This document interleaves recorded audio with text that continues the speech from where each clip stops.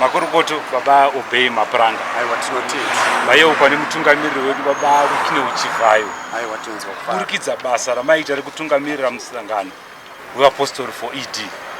Saka hanzi tikupei muchovha wekufambisa kuti murambe muchisapota bato redu zviri nyore. Mapiwa Ford Ranger double cab irapa. Maki ayo ndiwaya. Registration book racho ndirori. Makorokoto baba. Aiwa amaita basa. Toda kutenda mutungamiri wedu baba Rukine Uchivhayo nerufaro rukuru rwekugamuchidzwa mudziyo wemotokari kuti basa remutungamiriri wenyika nebato redu reZANU-PF rienderere mberi.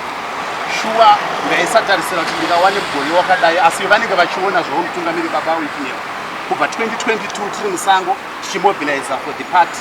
Kubvira 2022 tichimobiliza for the victory yapresident. Nhasi ndiri kufara kuti baba Rukine Uchivhayo ziso ravo rinenge richiona asi vanenge vakanyarara zvavo. Ndashamisika zuva ranhasi ndichifonerwa mangwanani zvinzi chipo chako chadzika.